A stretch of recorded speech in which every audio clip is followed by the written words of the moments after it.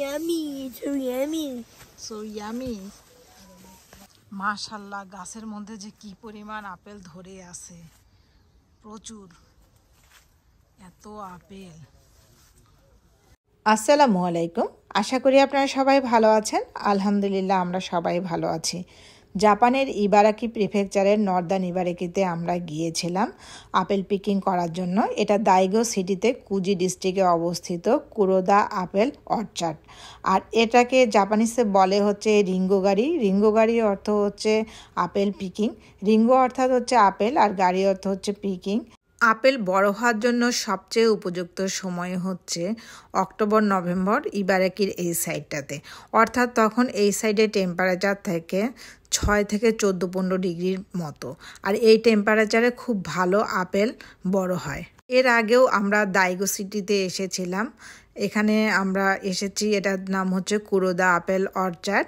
আর এর আগে যেটাতে এসেছিলাম সেটার নাম ছিল ফুজি আপেল অর্চার্ড। গাছ থেকে পেড়ে ফ্রেশ আপেল খাওয়ার মজাই আলাদা। আশা করি আপনাদের ভিডিওটা ভালো লাগবে। এই যে আমরা আপেল গার্ডেনে চলে আসলাম। In 300 meters, turn right. এই যে আমরা আপেল বাগানে চলে আসলাম, কুরোদা রিঙ্গো গাড়ি।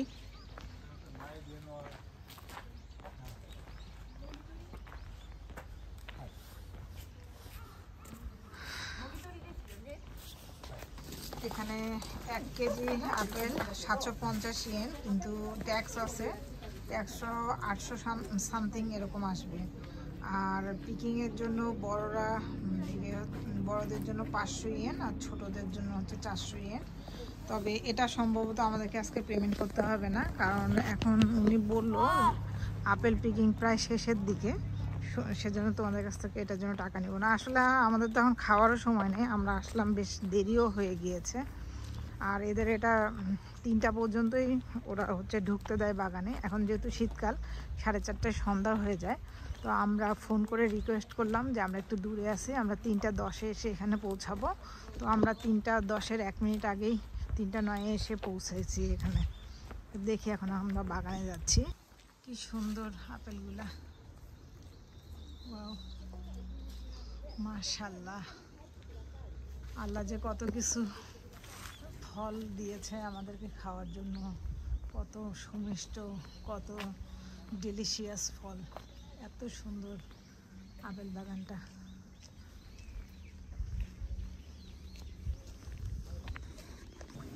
এই যে এদিক দিয়ে আপেল বাগানে ঢুকবো আমরা, আমাদেরকে দেখিয়ে দিয়ে গেল।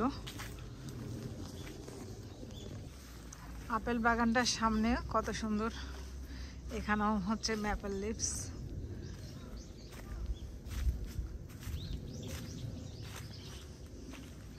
বাগানটা প্রায় অন্ধকার হয়ে যাচ্ছে, কারণ 3:30 প্রায় বেজে যাচ্ছে, অন্ধকার হয়ে যাচ্ছে।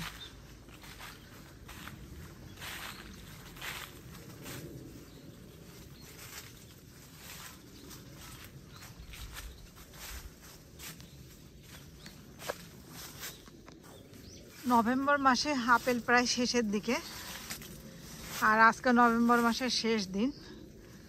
তারপর উনি আমাদেরকে ঢুকতে দিল এখানে, বলে যে যাও তোমরা তোমাদের পছন্দের নিয়ে যাও, কিন্তু বেশি তুলিও না, কারণ 4টা আপেলেই 4 থেকে 5টা এরকম আপেল তুললেই উনি বলল যে হয়ে যায় 1 কেজি এরকম সাইজের। আর বড় তুললে 3টা আপেলেই হয়ে যায়।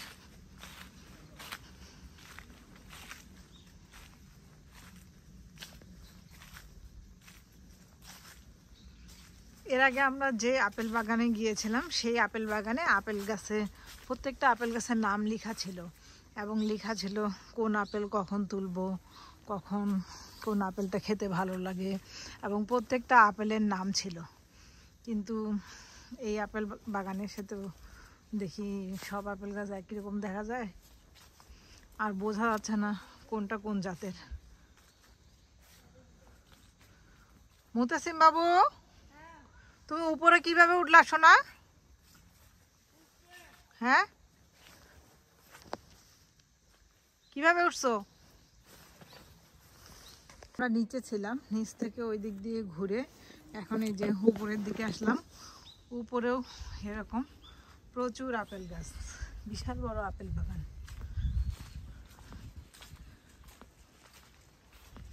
মুতাসিম বাবু, আপেল কি খাইছো? কেমন মিষ্টি আছে?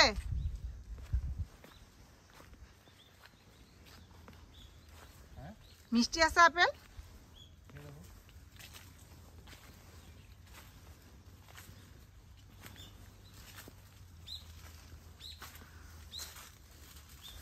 এটা ছিড়বো নাকি?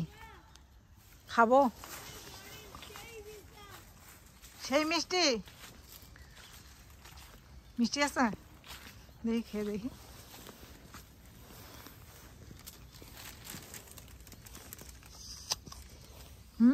মিষ্টি আছে তো।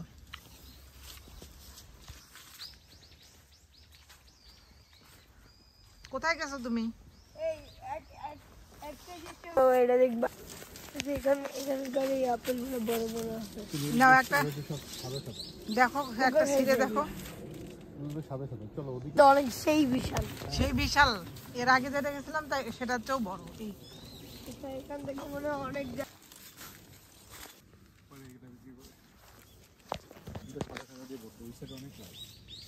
চলো লাল আপেল যেটা সেটাই কিনি। এই তো এই আপেলটা দেখি খাবো। আপেলটা দেখি কেমন।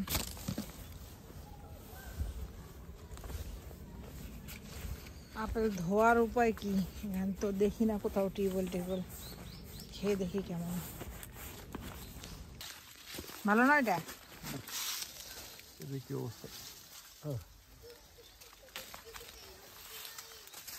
ভালোই হবে।